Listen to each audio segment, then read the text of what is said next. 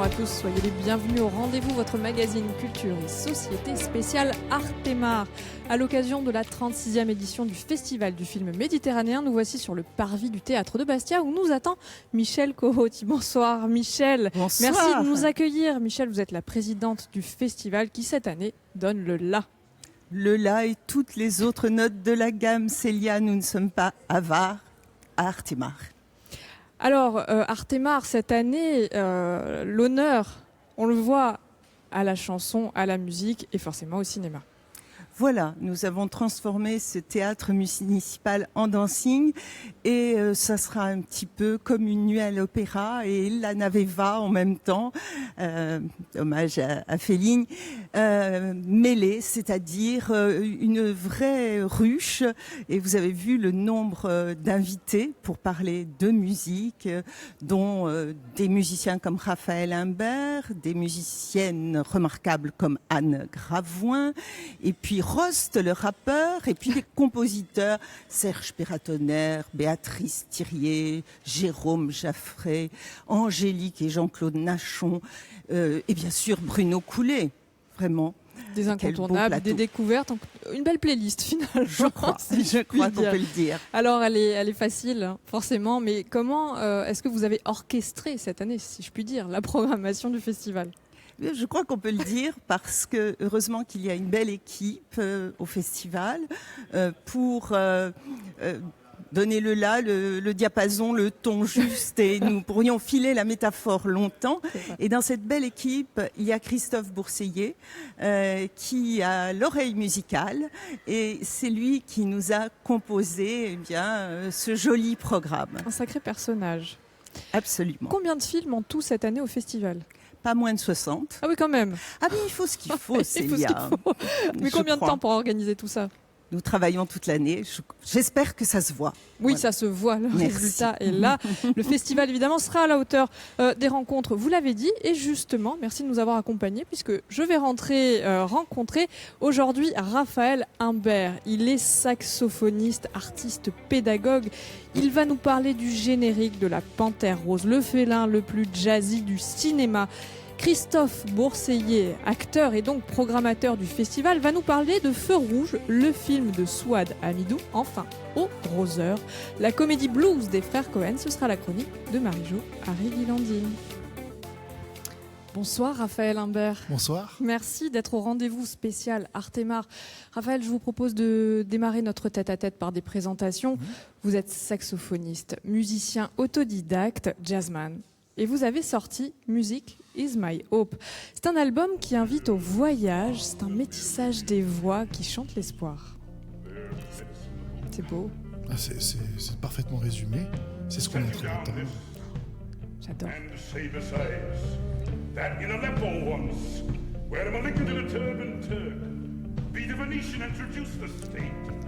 Alors mon cher Raphaël, quelques mots sur cet album ? Oui, c'est toujours perturbant de s'entendre comme ça. C'est comme quand on entend sa propre voix en enregistrement. Je pense que vous connaissez un petit peu. Oui, c'est un album. Là, la voix qu'on entendait justement, c'était celle de Paul Robson. Paul Robson, c'est une figure qui m'a inspiré pour créer cet album, qui fait suite à un album qui s'appelait Music is my home.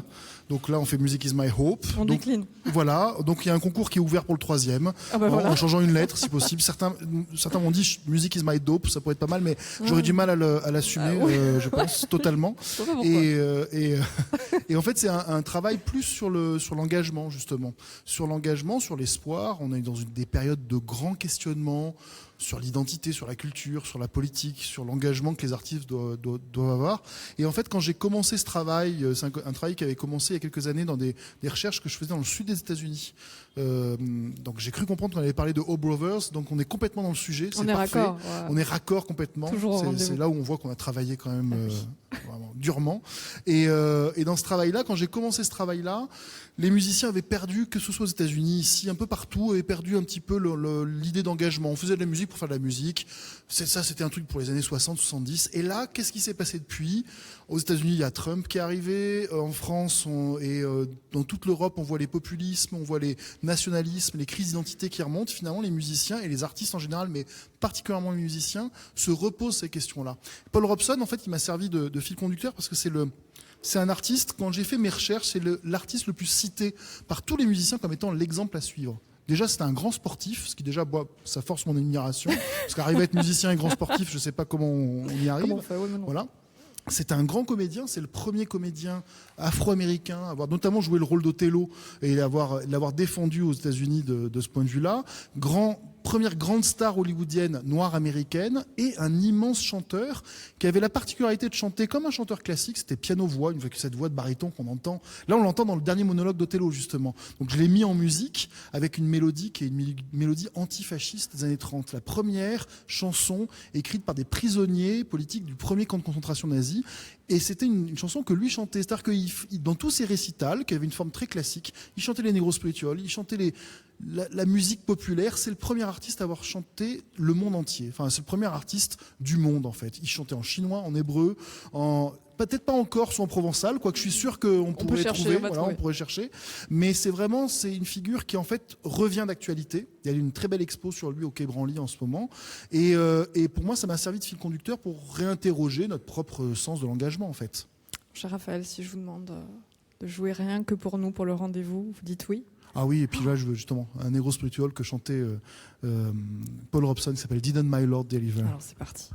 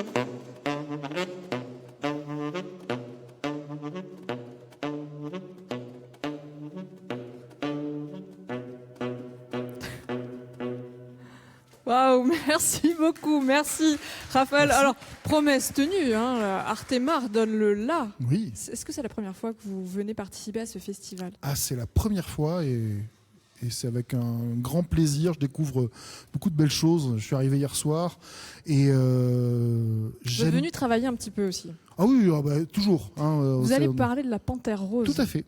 Alors, la Panthère Rose, c'est peut-être le félin le plus jazzy du cinéma. Finalement, elle va s'animer, cette panthère, sur les notes d'Henry Mancini. Je vous propose de regarder le générique.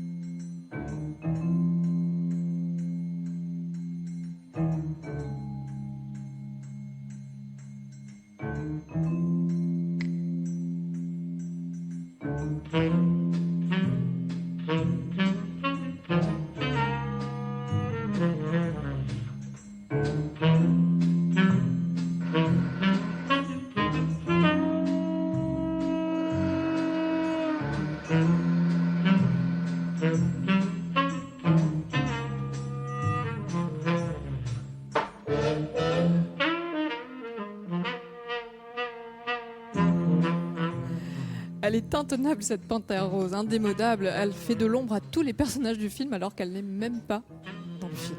Oui, c'est un mystère cinématographique et c'est un bel exemple de ce que la musique peut apporter à un film. À tel point que c'est un peu, je pense que ça a énormément inquiété beaucoup de cinéastes. Alors particulièrement en France, où on est, je l'ai remarqué dans mon travail même de compositeur et dans tout le travail que j'ai pu faire avec des festivals de musique de film, ce genre de choses. Les cinéastes éduqués dans les écoles de cinéma en France ont peur de la musique. Pourquoi? Ils ont une peur bleue que ça vampirise le film. Et puis, c'est lié aussi à une culture, le sens de la culture qu'on peut avoir et ce qu'on enseigne dans les écoles. Et j'ai remarqué d'ailleurs qu'il n'y a pas ou très peu d'éducation musicale dans la culture cinématographique en France, qui met au-dessus de tout le réalisateur, et à juste titre. On est quand même le pays de la nouvelle vague. On est le pays qui a créé le deuxième, alors c'est le deuxième pays du jazz et le deuxième pays du cinéma. On suit vraiment l'évolution de ces deux arts depuis leur création de façon remarquable, et on tient la dragée haute aux Américains là-dessus. Par contre, c'est vrai qu'il y a pour moi un vrai déficit de culture musicale sur ce que représente la musique. Un exemple tout bête, au Festival de Cannes, il n'y a pas de prix pour la musique de film. Et c'est un manque qu'on ressent, nous, musiciens, de façon passionnés de cinéma ou travaillant pour le cinéma, comme quelque chose de très douloureux. Ça s'est dit, il va falloir corriger tout ça. Faire quelque chose. Ah bah oui, j'espère. C'est une façon de faire passer le message. Voilà. Alors, pourquoi 1963, pourquoi ce générique finalement était visionnaire? Pourquoi il a marqué un tournant dans la musique de film? Parce que je pense que c'est justement lié à la connivence qui existe entre un réalisateur et son compositeur. Mancini est le compositeur quasiment, j'allais dire, c'est plus que majoritaire, c'est quasiment tous les films de Black Edwards sont faits avec Henry Mancini. Il y a quand même dans l'histoire du cinéma des duos comme ça qui ont très bien fait. Je pense à Eisenstein avec Prokofiev, on peut penser à Hitchcock avec Bernard Herrmann. Il y a des duos qui marchent. Et là, de réalisateurs qui font confiance à leurs compositeurs et réciproquement. Et donc là, carrément, Black Edwards qui fait ce film de la Panthère Rose, qui est une sorte de polar avec quand même la présence. Je pense que sans Peter Sellers, vraiment le film se ferait totalement vampirisé par le générique et cette musique, avec un saxophone incroyable qui est celui de Plas Johnson, qui est un des plus grands saxophonistes de l'époque, grand saxophoniste hollywoodien.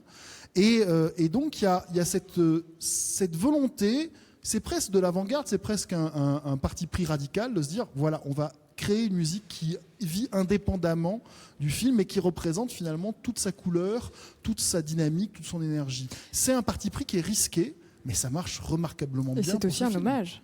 C'est aussi un hommage, hommage au maître du cinéma burlesque. Tout à fait. Muet. Tout à fait, parce qu'en plus on retrouve le cinéma burlesque muet, c'est fait avec la musique. Des pianistes jouaient pendant les tournages pour rythmer le film.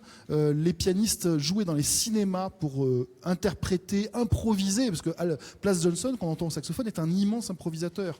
D'ailleurs, même la mélodie, elle n'est sans doute même pas d'Henry Mancini. C'est quand même génial. Voilà, donc il y a ça balance. Il faut y aller là. Je pense que c'est aujourd'hui ou jamais, faut dire les choses. Il avait racheté en fait les droits d'une mélodie que quelqu'un d'autre avait composée, puis il l'a réarrangée.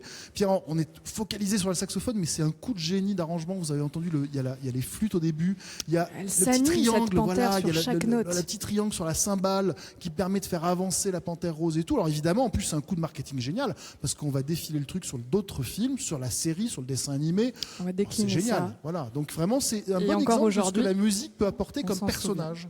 Alors mon cher Raphaël, on va poursuivre notre rendez-vous spécial Artémar avec un coup de cœur. Le festival, ce sont des films en compétition, également à découvrir Euphoria. Euphoria, c'est un drame sentimental de Valera Golino où l'histoire de deux frères éloignés qui se retrouvent par la force des choses. Ils vont apprendre à se connaître et ils vont découvrir qu'ils sont bien plus liés qu'ils ne l'imaginent. Je vous propose de regarder un extrait. Scorpione, gli astri vi sorridono. Buono, c'ho 5 stelle in tutto. Salute, lavoro, amore. Strano, no? Lungo transito di Venere che si interseca con Amore, Giove. che dice il mio? Amore, Ariete.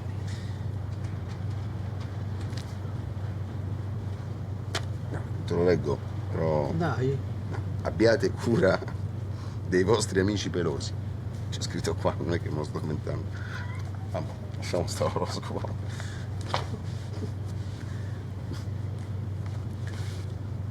Come si chiama? Elena. Poi? Poi che? Dico, Che cosa? sei innamorato? Sì, sono innamorato. Lei? Pure. Ça s'appelle donc Euphoria et c'est un film à découvrir mardi soir à 21h. Un autre film à découvrir pendant le festival, c'est Feu Rouge. Feu Rouge de Souad Amidou avec Christophe Bourseiller. Je crois que vous le connaissez un petit peu. Je peux même dire que c'est à cause de lui que je suis ici. Un petit peu. Même. Ah oui, beaucoup. Il est sympa. Je vous laisse de constater par vous-même. Je pense que le mieux, c'est d'expérimenter. J'y vais accompagner. Venez avec moi. Ne vous inquiétez pas, je ne vous lâche pas.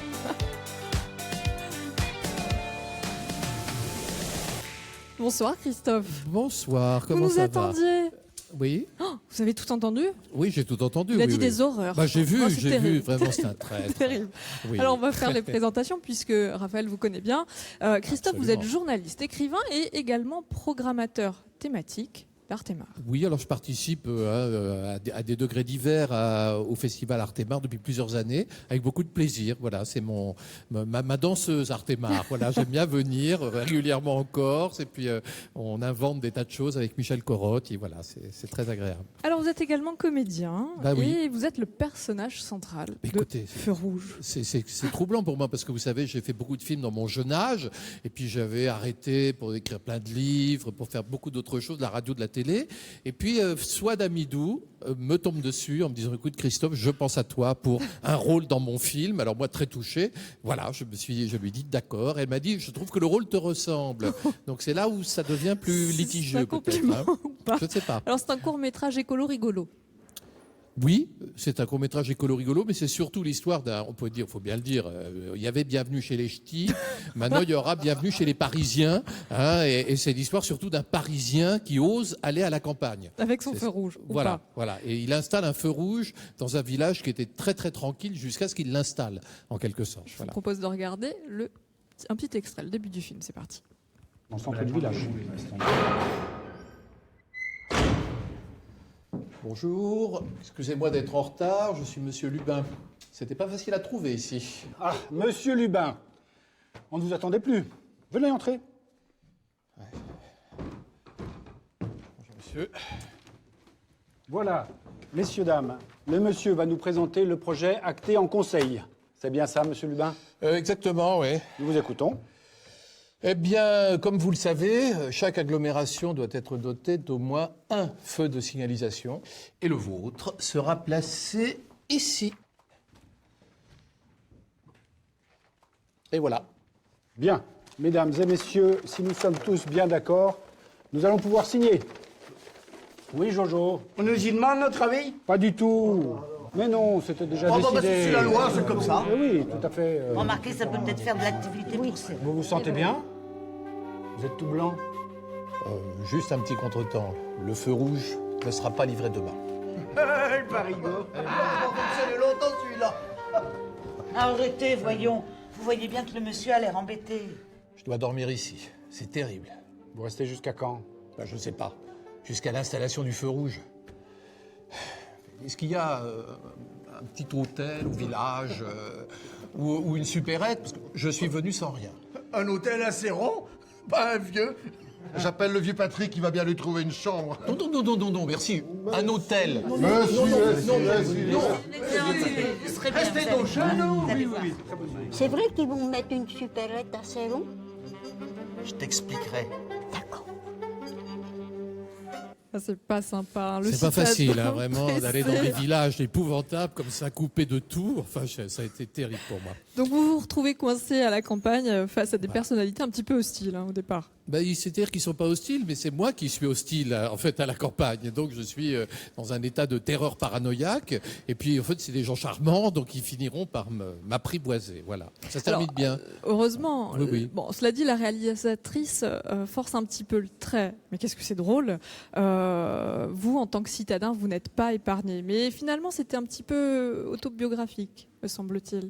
Écoutez, je ne sais pas, je suis peut-être un peu comme ça. Hein, je suis plus un habitant de la ville, moi, que... Cela dit, quand je viens ici, j'aime bien partir tout là-haut dans la montagne, en général à la recherche d'une très bonne auberge. Mais j'aime bien, c'est vrai, je l'avoue. Donc, vous voyez, j'évolue. L'autochtone est plutôt sympa, finalement. Oui, bon, tant mieux. Je serais ravi.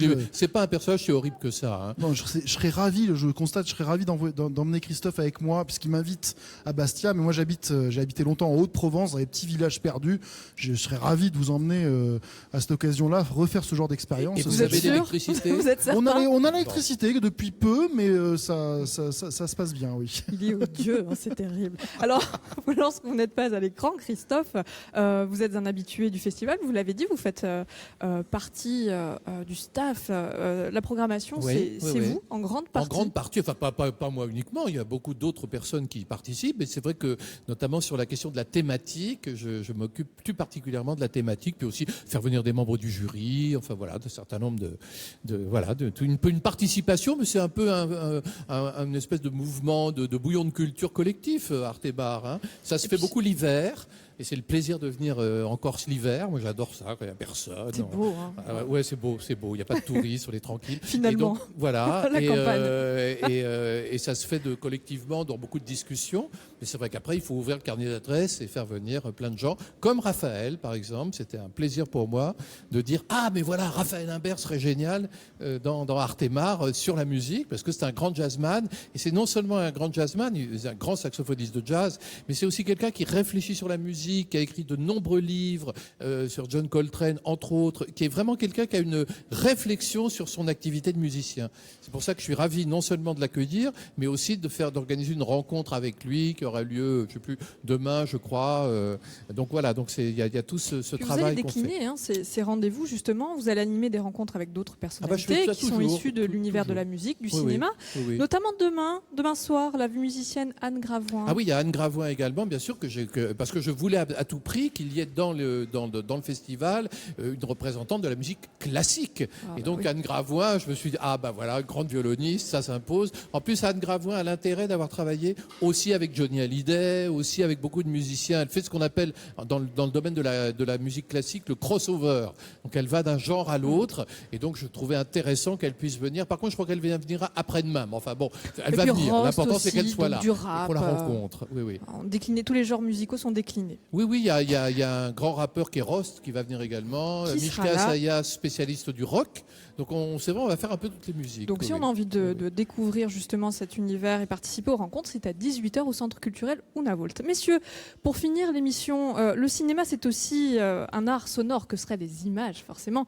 Sans la musique, réponse avec la comédie blues des frères Coen Brothers. C'est la chronique de Marie-Jo Harry-Guilandine qui va nous rejoindre. Bonsoir Marie-Jo, bienvenue. Bonsoir. Bonsoir. Je jaillis tel un Deus ex machina. Bravo. C'est ça la magie de la télé et du cinéma. Tout à fait. Alors la comédie blues. Et oui. Alors effectivement, vous l'avez déclaré, le cinéma est un art sonore. Il faut évidemment une alchimie entre énormément de métiers, énormément de personnes pour que ça fonctionne. Et force est de constater que la musique, évidemment, a une très grande importance. Alors souvent, la bande originale est composée une fois le film achevé, même une fois le film monté, puisqu'elle est là aussi pour souligner les émotions, alléger parfois certaines situations, parfois au contraire les rendre encore plus tragiques. Mais parfois, elle est aussi partie prenante de l'écriture. Je pense par exemple aux Blues Brothers avec le célèbre Think de Aretha Franklin qui nous a quittés en août dernier. Et moi, je voulais revenir sur Brothers. Je reste dans les frères, là, avec, je sais pas pourquoi, Blues Brothers, Brothers, avec les frères Coen. Et évidemment, ce road movie qui est inspiré très librement de l'Odyssée d'Homère et de l'Ulysse de Joyce. D'ailleurs, George Clooney s'appelle Ulysse dans Brothers. Et évidemment, très inspiré de musique traditionnelle, blues, gospel, country. On regarde un petit bout de la bande-annonce si on a le temps. Et on écoute.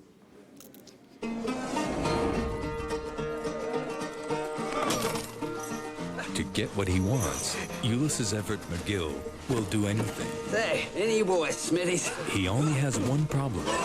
He is not alone. Who elected you leader of this outfit? Well, Pete, I figured it should be the one with the capacity for abstract thought. I'm with you, fellas.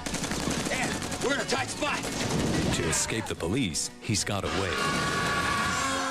But to keep out of trouble on the road, he's got no plan. Ain't you gonna introduce us, Pete? Bon voilà, c'était un petit peu bref, mais c'est vrai que pour la country, on a entendu un tout petit morceau du I Am a Man of Constant Sorrow, qui est vraiment un morceau extraordinaire, et qui est une scène vraiment mémorable où les trois évadés se font passer pour des Noirs américains devant le producteur aveugle. Et puis pour le gospel, il y a le fameux Dan in the River to Pray, avec les paroles Oh brother, let's go down, qui donne le nom qui donne le titre en fait à ce film. Alors évidemment, je sais que la spiritualité justement dans la musique vous est chère. Est-ce que vous pensez que seul le cinéma et seule la musique peut donner cette spiritualité? Je ne sais pas si c'est les seuls vecteurs, mais c'est vrai que c'est les plus directs et comme par hasard, dans ce territoire qui a vu toutes les expériences spirituelles, politiques se créer, que sont les États-Unis, ce sont les deux formes d'art qui ont pris la plus belle forme. Alors ce film est un exemple unique en fait de cette expérience-là. D'ailleurs, il a été très mal perçu en France à sa sortie à cause de ça. Les Français, comme d'habitude, y ont vu un film plutôt de bouseux, alors que c'est une extraordinaire allégorie de justement de toute la mythologie antique, illustrée par la musique américaine et notamment country. Là, vous parliez de The Men of Constant Sorrow, c'est les Stanley Brothers, encore une histoire de frères. Et en France, on voit ça comme une musique de bouseux, alors que là-bas, c'est la plus grande musique qui existe. Merci infiniment, Marie-Jo. Merci Christophe, merci Raphaël d'être venu au rendez-vous spécial Artemare. Ce soir à découvrir 2 films, Little Big et Silvio et les autres. Merci infiniment de nous avoir suivis. On va se retrouver demain pour un rendez-vous spécial Artemare à 20h10 au Théâtre de Bastia. Excellente soirée à tous. Ciao.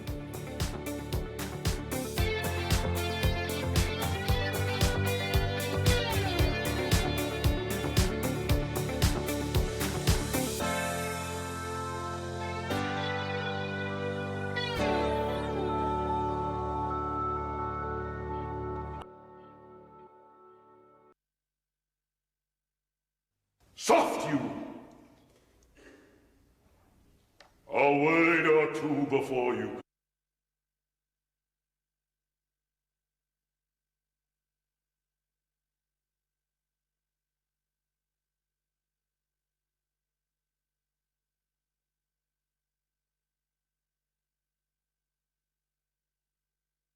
Thank you.